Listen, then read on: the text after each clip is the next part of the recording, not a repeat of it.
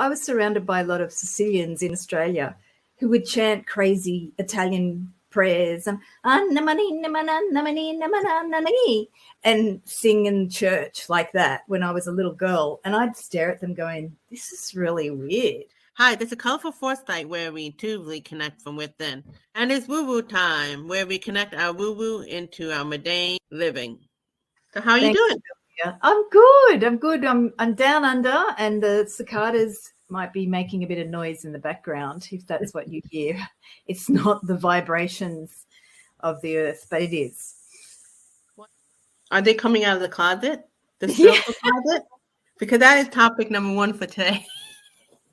I love that. They are. They're out of they're out of the ground, I think. I'll have to look it up. But yeah, they only live like 17 hours. So if they have fun during the 17 hours, like woohoo, and then I don't know how long they are underground. For a long time, like years. But it's something like that. And then they like, how about it, guys? Let's come out and party. Yeah. And that's it. And they die within. That's crazy. So I don't blame them. We'll let them like have fun because they only live like for 17 hours or so. Yeah. Oh, so the coming out of the spiritual closet, very interesting. I know a lot of people have that, especially they come from a religious background. We will each pull a tarot that could describe being out of the spiritual closet. Then we will intuitively connect from within and briefly share how it could be seen as that. I picked the card. I did it ahead of time. I'm going to read to you what I got. Because of Ace of Pentacles, because it's in contact of spiritual closet coming out. And then this threw me off because this is the material thing. So even though the Ace of Pentacles is about the physical realm, what comes to mind is the idea of cause and effect. What you put in, what you put out. And according to a littlesparkwithjoy.com, that the pentagram, these are the pentagram, represent the 4 basic elements, earth, fire, air, and water, as well as the spirit. The magical hands seem to offer much more than financial gain. For this reason, the Ace of Pentacles represent holistic prosperity. So now there is wholeness in being able to be myself, so to speak, rather than hiding in the closet. And that made sense to me because although I have been into the paranormal for decades, that it wasn't until I came out the spiritual closet, like doing this YouTube channel, as an example, that I've noticed my sense of self have bloomed. So now there is, you can see this card is blooming, like blooming, abundance. So I didn't even think of that. Oh, the blooming card. You come out of spiritual closet, become more yourself because it's more well-rounded. So what card did you get, Angela? It's so interesting you got the Pentacles because I got the 7. The 7 of Pentacles. And 7's a spiritual number, but when you talked about the pentagram and the 5 elements, this for me is really discovering the spiritual purpose, working through the 5 elements. So earth, water, air, fire, to then ether, to spirit. So 7 of Pentacles traditionally is like really working through material life, working hard, experiencing the challenges of work and discovering through that blood, sweat and tears, or blood, sweat and spirit for me in this case, like how do I understand the spiritual lessons of the work? So coming out of the spiritual closet, it's interesting because in my life, I was always a little bit different from childhood, but I kept it secret. And I knew, strangely, when I was young, not to talk about stuff like my imaginary friends. And I talked to them a lot, but then I'd go quiet if someone came in. And in my coming out of the spiritual closet, it's more about how does this apply to reality, to the physical world of work, and keeping consistent, diligent effort to my spiritual path and not whining about it, but just understanding that through living my life, that is the spiritual path. It's not separate. It's actually very integrated. And your Ace of Pentacles really struck me, like that gift of life. sometimes we look at work or finances, especially spiritual people, like it's too difficult or it's above, I'm above all of that. And we don't understand that everything we do is spiritual work, and it's effort and applied effort. And the Ace of Pentacles also is like grace, but things that we think are really boring and mundane are actually all about integrating our mind, our emotions, our spirit, our body. And there's nothing boring about that. Yeah.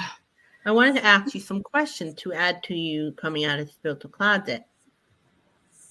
Can you share how you were able to go beyond your family, religion,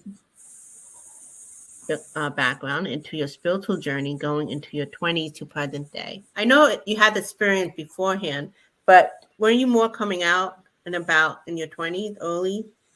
Definitely my 20s, because I had a few funny experiences in workshops when I was dancing, like basically going to a different dimension and channeling other animal spirits. And, you know, when people take mushrooms and they see entities or peyote and they see half animal, half alien, half human, half spirit being, or the pharaohs of Egypt had all of the gods that were represented by different mixes. Well, I danced that when in my 20s.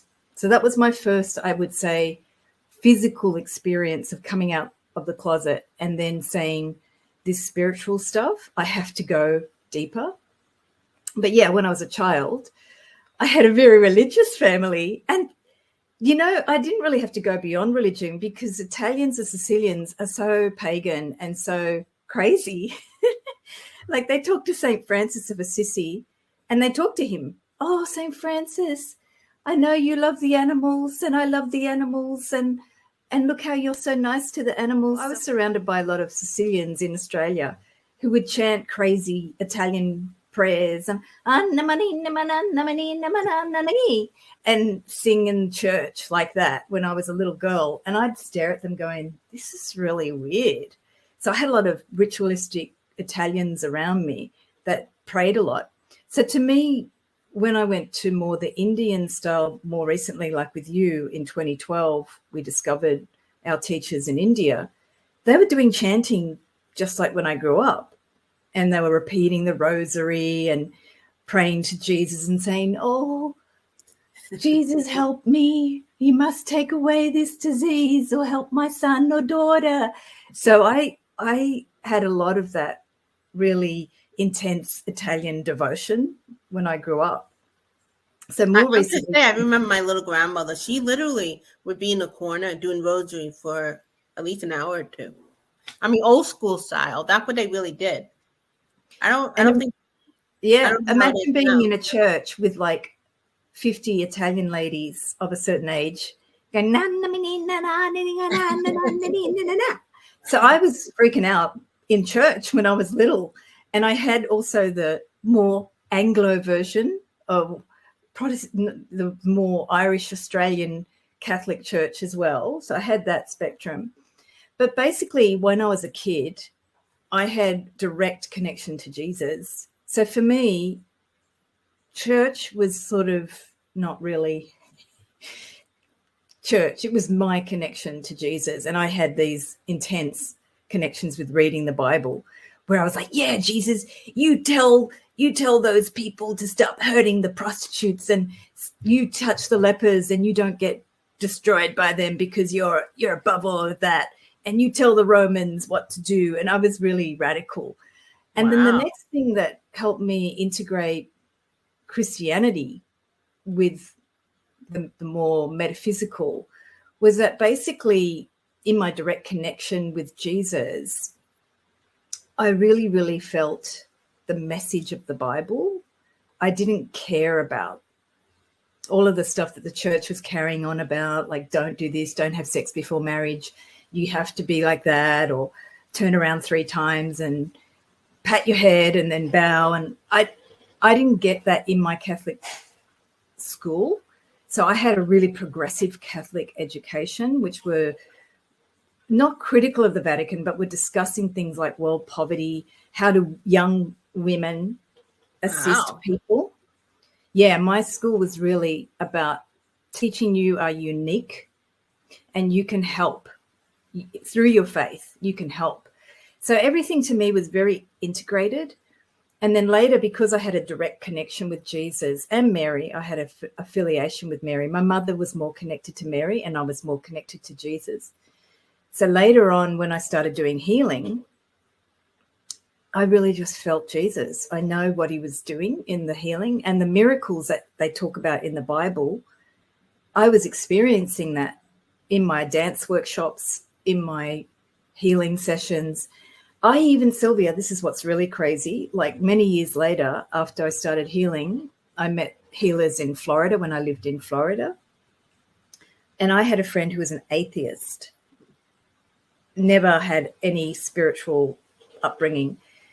And she started seeing Jesus in her healing sessions. So that to me just knocked me off because she was really like not a-religious, but didn't really have any religious interest at all. And I just went, it doesn't matter. These Muhammad, Buddha, all these guys and the spiritual saints as well, the women, Hildegard von Bingen. If you've ever heard about Hildegard von Bingen, I've danced to her. She's got beautiful music that's redone by some beautiful orchestras in Germany.